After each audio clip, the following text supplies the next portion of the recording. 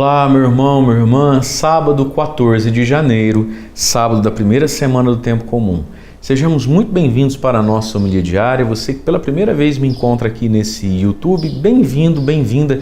Se inscreve aqui, ó, tem um sininho, ative aí as notificações. E para o YouTube, é muito importante que você deixe o joinha e o like, tá bom? Isso alavanca o vídeo, né?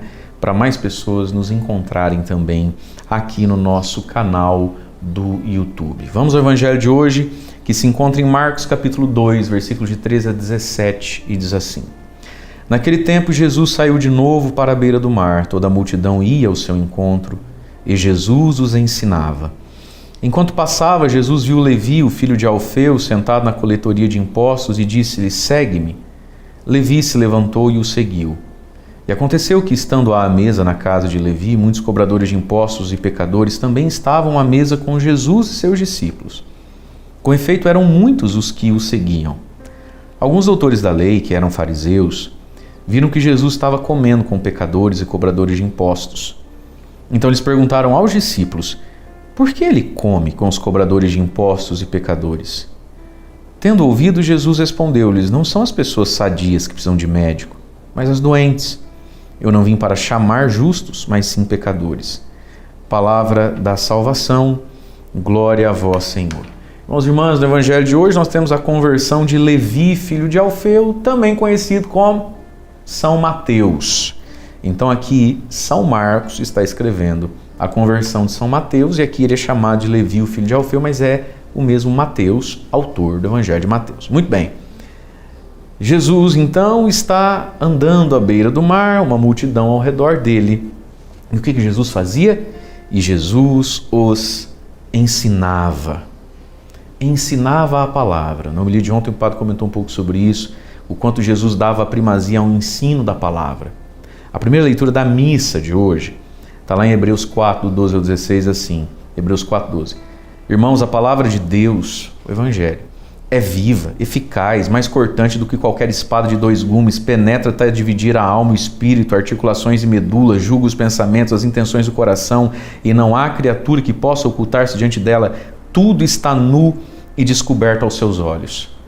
A palavra de Deus, verde palmeiras, vou até grifar, é viva e eficaz. É espada, ela penetra, ela desnuda o ser humano.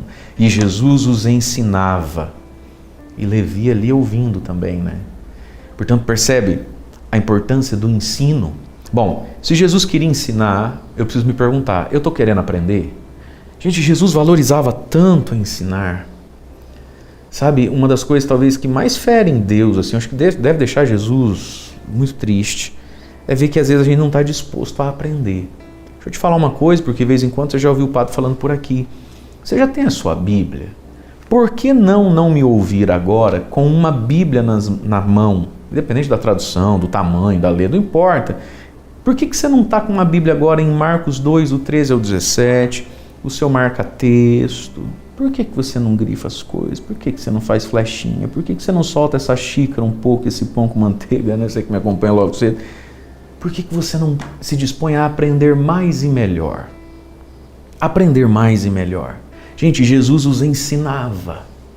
Portanto, ele deve ficar muito feliz quando vê pessoas querendo de fato aprender. Reter, aprender é reter na memória. Aprender é arriscar a pôr em prática aquilo que eu escutei, estou memorizando, estou sabendo. Se Jesus gostava tanto de ensinar, por que gostamos tão pouco de aprender? E talvez só me ouvindo aqui, não é que você está aprendendo tudo que podia. Pelo ouvido você aprende um tanto, mas se você ouvir, ler, grifar, esse hábito do ouvir, do ler, do grifar. Ah, padre, eu não gosto de leitura. Gosta sim. O teu vocabulário cresce, a tua compreensão, tudo isso que você está ouvindo, você também está vendo, está pintando. Jesus ensinava, é preciso aprender, minha gente. Veja, não é virar doutor, não é virar professor de Bíblia, não se trata disso. Mas é reter dentro de si, na inteligência mesmo, na memória mesmo, para depois transformar em oração o que Jesus quer ensinar. E é um ensino que muda a vida das pessoas. É um ensino que atravessa a alma, a medula da gente. É um ensino que nos deixa pelado, nu, descoberto. A nossa hipocrisia e a nossa máscara cai por terra, mas ele nos liberta e nos cura. Então, Se dedique a aprender. Até porque esse Levi aqui é o Mateus que vai escrever um evangelho. Veja, ele teve a preocupação de escrever para que possamos ler, para que possamos aprender, né? É bonito algumas partilhas que a gente recebe. O pessoal lá no nosso site colocou aquele material, né? A introdução aos livros da Bíblia, de Gênesis ao Apocalipse. O que é cada livro da Bíblia? Ele está ali, escrito em que ano, qual o objetivo fundamental dele, qual a estrutura dele, aquele chãozinho, né? Porque às vezes você abre lá Malaquias, você fala, quem é, de onde veio, para onde vai, né? Veja, homens tocados profundamente pela palavra de Deus tinham um interesse de ensinar também e de aprender. Então Jesus é um grande mestre aqui. Mas esse convite, que não é para a gente virar doutor, professor, não é isso. É um convite, é uma palavra que nos faz andar. Jesus então olhou para aquele homem, o viu e disse assim, segue-me. Levi se levantou e o seguiu. Veja, essa palavra diária aqui que levanta a gente da cama, da tristeza, do desânimo, da mágoa, do ressentimento, ou que nos levanta da coletoria de impostos, que era o lugar do pecado dele, era ali que ele aprontava, né? Que nos levanta da pornografia, da bebedeira, da mágoa, do ódio, de uma vida meio bandida, devassa, de uma vida longe de Deus, e nos coloca em seguimento para nos sentarmos à mesa, aí de novo, na casa, como o Marcos gosta do em casa, na casa, que é uma imagem da igreja. Então, a palavra de Deus faz eu andar atrás de Jesus, mudar de vida, para que eu me sente à mesa da Eucaristia com Ele. E à mesa da palavra também. E aí muitos começaram a seguir Jesus também, porque viram o Levi, o Mateus seguindo. O que está acontecendo com o Levi e com o Mateus? Você já parou para pensar que a sua vida pode ser um grande questionamento para as pessoas? E ainda que muitos deem risada, não valorizem, muitos ou alguns vão se perguntar o que está acontecendo com ele. E quem sabe não vai ser a sua vida o motivo de outros se sentarem à mesa com Jesus. E aí vem uma polêmica que dá até para entender, né? Os mestres da lei, os sacerdotes, mas ele está comendo com gente assim, que bagunça é essa? Agora tudo pode, virou bagunça. Tanto faz quem reza como quem não reza, tanto faz quem é fiel como quem é adúltero. Por que ele come com gente assim? É uma preocupação. Jesus está legitimando essas coisas, né? E aí Jesus vai dizer o porquê que ele come com gente assim. Não são as pessoas sadias que precisam de médico, mas os doentes. E Jesus falou isso para os fariseus que estavam ali, para os discípulos, mas falou isso para Mateus e para os amigos de Mateus, para Levi e os amigos de Levi. Na mesa do Levi, Jesus chamou Levi de doente. Com muita delicadeza, Jesus não passou pano e disse assim, não fala assim do menino, você não sabe que ele sofreu quando era pequeno. Não, Jesus diz, não amigo, eu não estou aqui como advogado dele, não. Eu não estou aqui como cabo eleitoral dele, não. Não. Eu estou aqui como médico. Jesus andava com os pecadores não como um advogado. Jesus andava com os pecadores não como um panfletário, como um ideólogo. Jesus andava com os pecadores na condição de médico. Eu ando para curar. Eu ando não para condenar, mas também não para legitimar. Jesus não condenou, nem legitimou prostitutas, bandidos. Jesus curava os que queriam ser curados. Não são as pessoas sadias que precisam do médico, mas as doentes. E aí veja, o Evangelho de hoje então disse, Jesus ensinava, segue-me, levantou e seguiu. Eram muitos que seguiam. Aí o último versículo vai dizer, Verde Palmeiras, eu não vim para chamar justos, mas sim pecadores. Olha o verbo chamar. E onde é que está esse chamado? Na palavra. O refrão do Salmo da missa de hoje vai dizer, né? Vossas palavras são espírito, são vida. As palavras. Portanto, irmãos e irmãs, tenhamos sempre, todos os dias, diante dos nossos olhos, essa palavra que é espírito, vida, viva e eficaz, penetrante como espada, essa palavra que nos coloca em movimento e possamos nós também hoje ouvir os apelos da palavra. Eu não sei no que estamos sentados aí, no pecado, na dor, na ilusão, não importa, para que a palavra nos desperte e nós possamos seguir a Jesus, que é o nosso médico. Deus abençoe você. Em nome do Pai, do Filho e do Espírito Santo. Amém.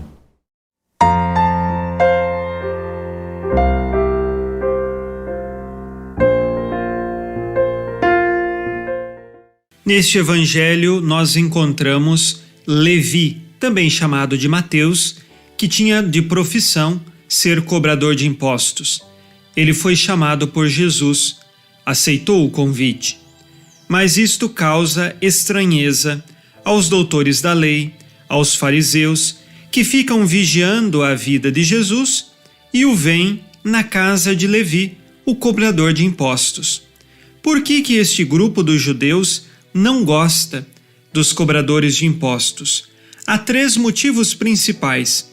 O primeiro deles é que eles tinham de ter contato com muitos pagãos, aqueles que não viviam a fé no único Deus, e assim poderiam também se tornar impuros e se corromper com os rituais dos pagãos.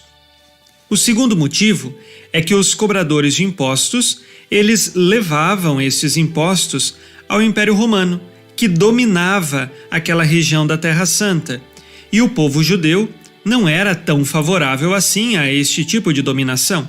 Eles queriam ter a independência e queriam ter um reino restaurado, como foi lá no tempo do rei Davi, Salomão. E depois nós temos o terceiro motivo, exatamente porque muitos cobradores de impostos, além de fazer este serviço ao Império Romano, eles também roubavam e acabavam extorquindo certas comissões na hora de cobrar impostos. Assim, eles são considerados também pecadores públicos. E quando Jesus vai à casa de Levi, ele está indo à casa de um cobrador de impostos, e isto causa muita reviravolta diante dos outros judeus que não concordavam com os cobradores de impostos. Mas vem a frase de Jesus, que é direta para eles: não são as pessoas sadias que precisam de médico, mas as doentes. Jesus está na casa daquele que cobrava impostos, não para dizer que ele deve continuar talvez extorquindo, roubando, que ele deve continuar na vida de pecado, mas Jesus está na casa dele para que ele mude de vida, e de fato ele já disse o seu sim, e está disposto a uma vida nova. Porém, há muitos comentadores e fofoqueiros que não aceitam. Temos de tomar cuidado porque às vezes em nossas comunidades nós também podemos viver assim. Há pessoas que fizeram tantas coisas erradas na vida, mas de repente elas mudam de vida, elas querem uma nova chance e começam a participar. Mas alguns começam a fofocar. Ah, você sabia que fulano de tal agora está vindo na missa? Ah, fulano de tal que fez tanta coisa agora está na fila de comunhão. Vejam, não cabe a nós ficarmos fofocando, falando da vida do outro ou julgando ele.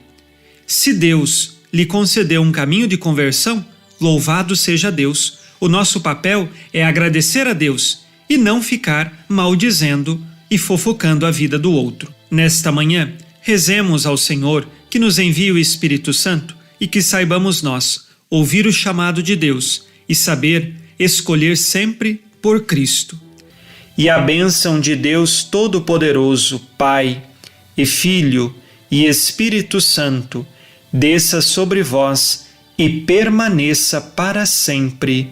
Amém. Neste sábado, fique na paz e na alegria que vem de Jesus. Abençoado dia a você e sua família.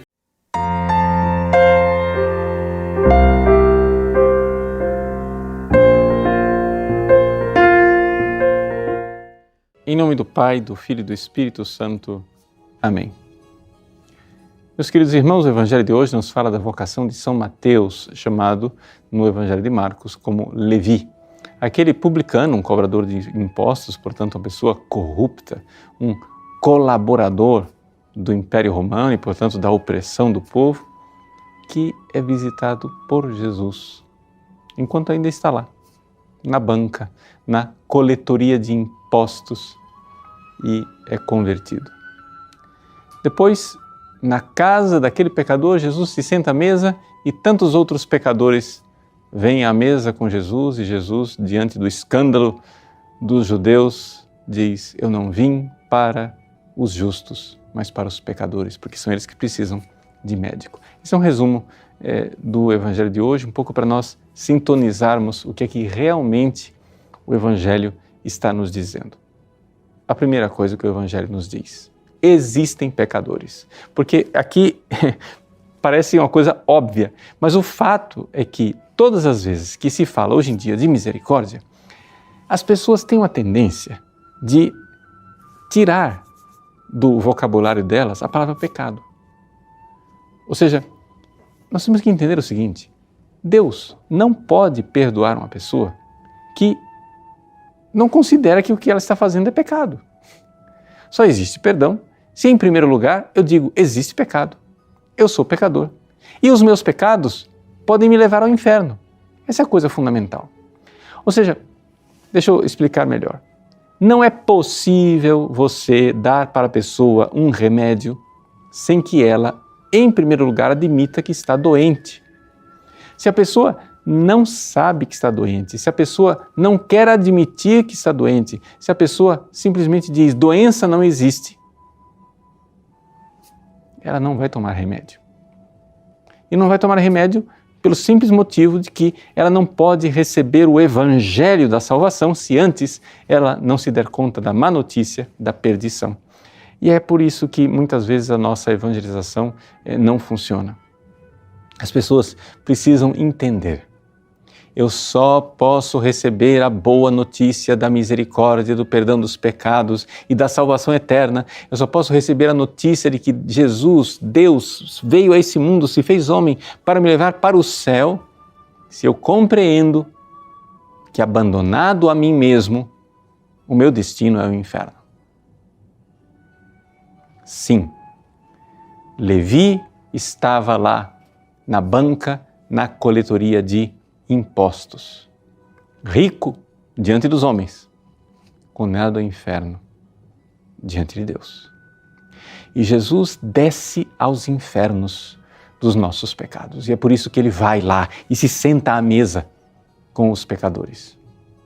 Sim, Jesus sai do alto céus e vem ao inferno de nosso egoísmo e de nossa miséria, não para ser condescendente e para nos deixarmos numa comunidade burguesa, dizendo assim, não, o pecado não existe, não se preocupe, né? Nada disso. Jesus tem uma profunda intransigência e intolerância com o pecado, exatamente porque tem uma infinita misericórdia e amor para com os pecadores. O famoso autor inglês Chesterton, ele diz no seu livro A Ortodoxia que essa é uma das características do cristianismo. Para o cristianismo, não existe nenhum pecado que seja um pecado desprezível. Não, todos os pecados são profundamente odiados.